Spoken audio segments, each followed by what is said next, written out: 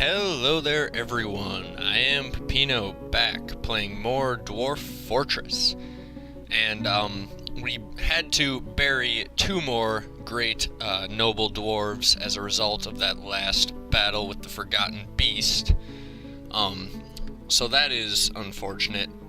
But in the good news category, if we look at our King Aiden here,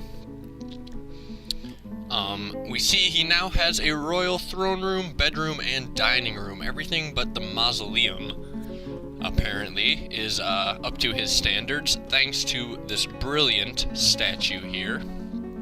I almost feel like we should make this a sculpture garden as well,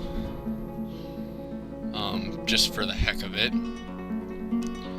And that means other dwarves will be able to admire these things. Hopefully the king won't mind. If he does, we'll change something about that. Like right now, you see Cadol here is admiring a fine statue of some dwarves in gold. So yeah, we've got gold basically across the entire fortress. We are taking down Forgotten Beasts left and right. And how did you birds get in here? Alright, I will make this door pet passable so you can get out. Go on out, you stupid birds. Don't just sit there with question marks on your heads. Come on. You're gonna want to leave this room. You're not assigned to that pasture, silly birds. There's a goose and a duck, it looks like. A gosling and a goose. And there they go, they are now leaving. Okay. Well, we will set that to not pet passable anymore.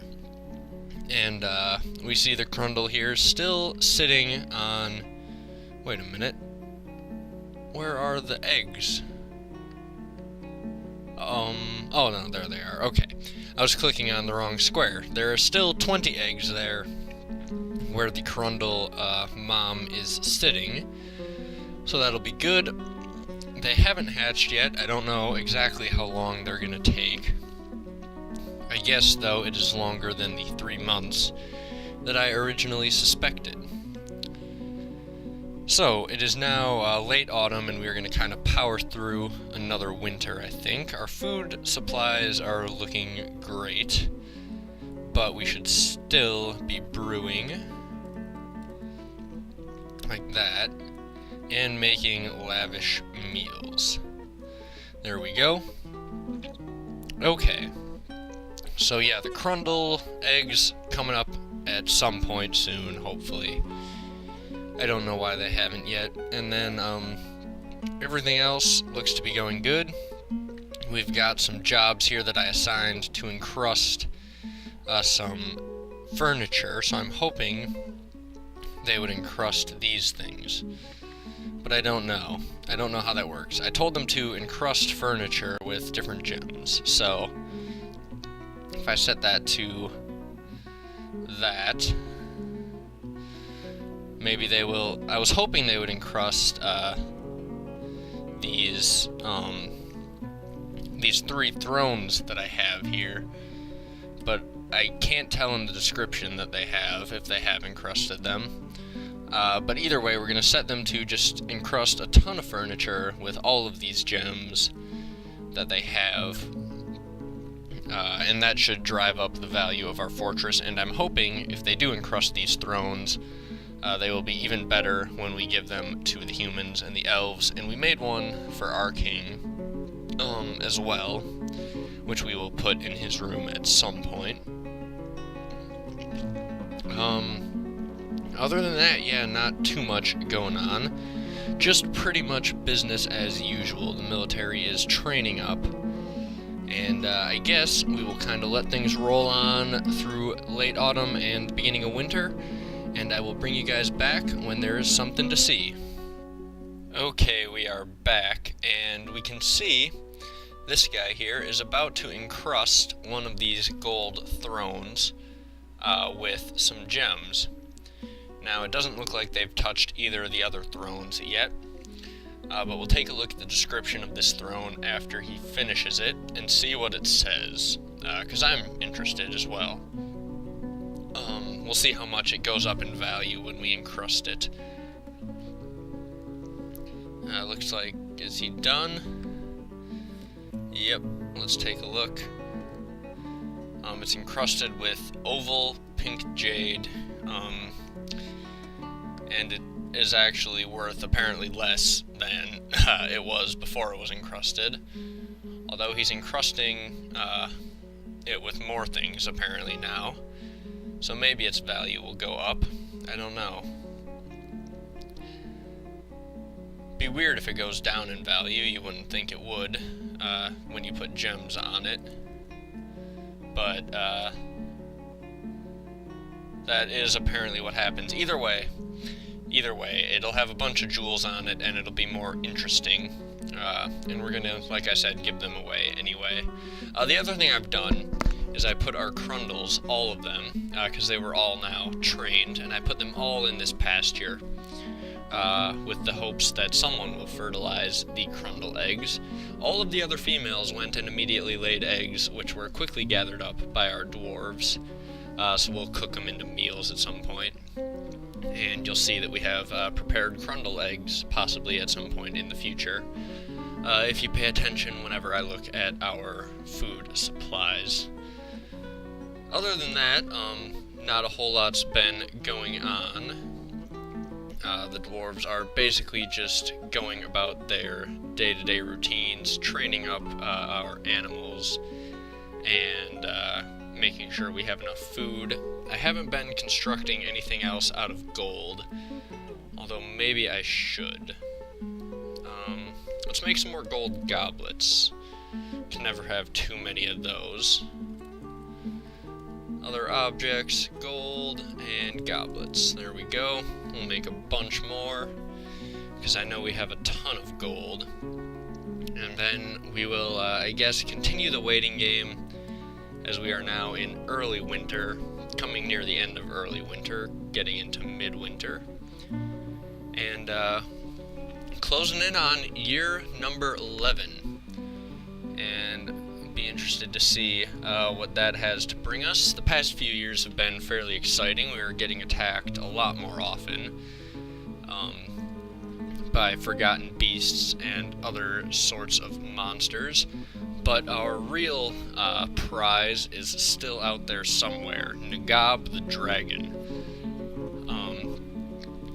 Now, dragons, from what I was reading on the wiki, I think they grow to the size of like a dwarf by, I think it was 5 years, they'll be the size of a dwarf. So the year 5, since all dragons are generated on World Gen, they're all born in the year 0. So by the year 5, they'll be the size of a dwarf, and then it doubles, or it adds 1 dwarf size every 2 years, apparently, after that. So I guess by the year 10, or 11, by the year 11, it would be 4 times the size of a dwarf when it attacks, and it'll be breathing fire and things like that. And we will have to either, like I said, defeat it or capture it. And if we captured a dragon, that would open up a lot of cool possibilities. Much more so than if we kill it. But if we kill it, we will at least advance the world into the next age, and we'll have to see what happens. I don't know what will happen if we take out the second great power in the world, but that is our end goal for this fortress, and we will try to see it through. Hopefully it will happen sooner rather than later, because I am really interested in seeing what happens when we have the dragon attack. I think we'll be ready to take it on. Our military is pretty top-notch. They don't take much from anyone. They kind of deal out lots of punishment, lots of decapitations, just the way a good dwarf military does. So we're pumping out these gold goblets, and we have giant cave swallows reverting back to their wild state, and someone will go and train them eventually. What is this? We have a little lamb wandering around. We should probably assign this lamb to a pasture, otherwise it's gonna die. Alright, lamb. Where are you at? Here you go. Alright, come onto the pasture, and we have a bunch of troglodytes. Let's assign them to this pasture here, and our military will kill them all. There we go. Okay, that's a bunch of them. We have very active cage traps down below. We should build more cages because of that. The elves will come back. We haven't chopped down many trees. I did set a couple to be chopped down, but not too many. So the elves should come back and be happy with us for our keeping to that agreement. At least hopefully. Like, yeah, here, I just chopped down like 3 or 4 trees up here. Because as you can see, our wood supply is actually, well, now it's replenished. It was going down before I chopped down those trees, but now it is back to full stock, which is good. I stopped making charcoal too, because we had a ton of it. We'll see. I'm looking at the charcoal supplies right now, and yeah, we still have way more than we'll need for a while, so we can slow down on that, conserve nature and all that stuff, keep the elves happy with us to a point. Still no more stuff to make soap. That's fine. We have,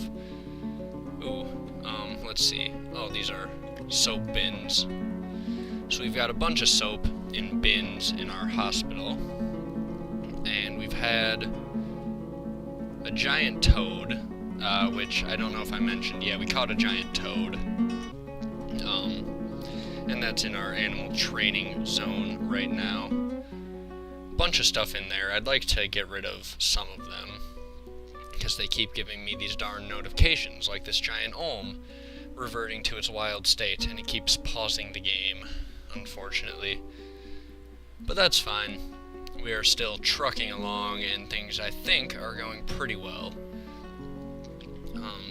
But I guess as winter progresses, we are now in the very middle of it.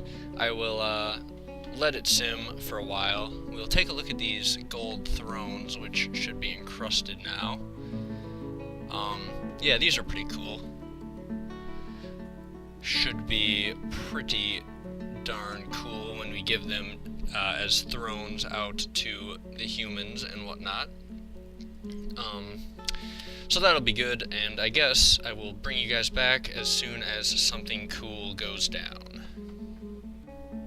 Okay, so we're back, and as you can see here, we are dragging our giant cave swallows and our owl up to the top of our tower in our roost, which we've built for them, which you will see in a moment. It's actually just the top of the tower with 3 chains installed, 1 for each bird that we currently have.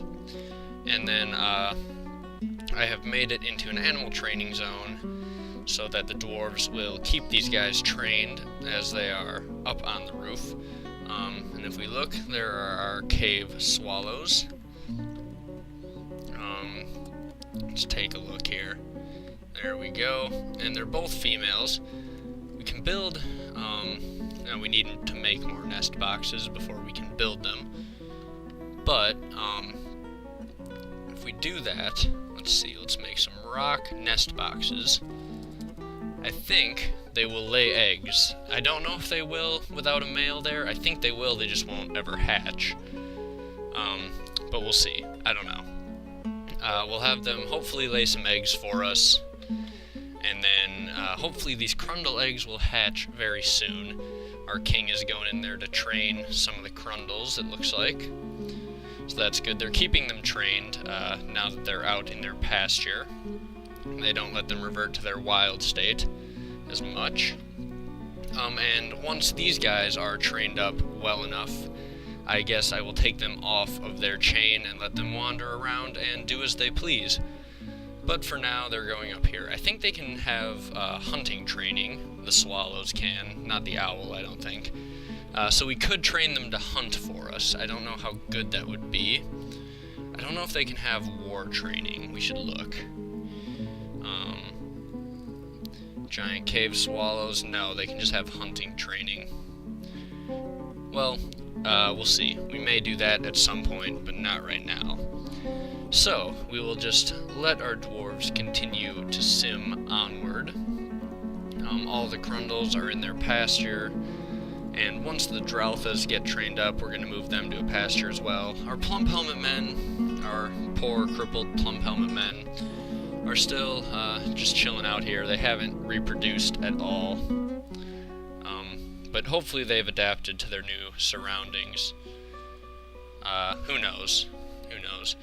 But it looks like they have encrusted all of these thrones, which is cool. We should place one in our king's room.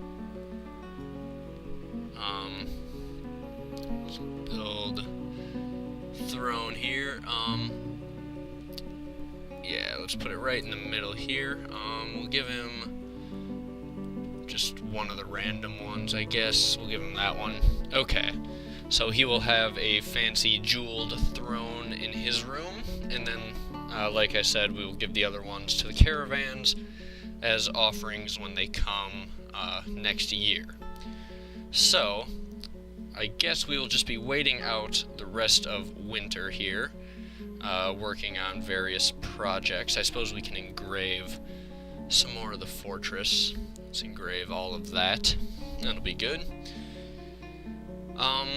What else? Nothing else really going on. It's just training up the military, getting random tasks done, keeping our animals trained up, and like I said, waiting out the winter until next year, when we will be visited again by the elves and such. So, again, I guess I will bring you guys back. Oh, I guess I won't. We are already here with something interesting. A skinless newt, a great skinless newt, has attacked. It has 4 short horns, and has poisonous vapors. Well, alright then. Let's find it. Let's see. Zoom to it and follow it. There it is. Okay. So, set our military to kill it. Right there.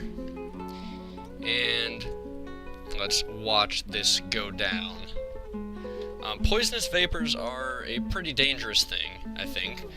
We should probably be pretty careful of that with our guys. We don't want to lose too many more. We lost quite a few brave dwarves to the last couple forgotten beasts we have faced. We're going to need to start replenishing our military at this rate if these forgotten beasts keep popping up. But this one has entered our fortress now and is climbing the stairs rapidly. Let's hope it gets taken out quickly before it reaches any civilians. Oh, there we go. Did they get it? Looks like they got it. Alright, let's read the report. Our militia commander, Nilsarek, hacks the forgotten beast in the upper body. It strikes at the forgotten beast, but the shot is blocked, and then the second attack decapitates the forgotten beast. Awesome.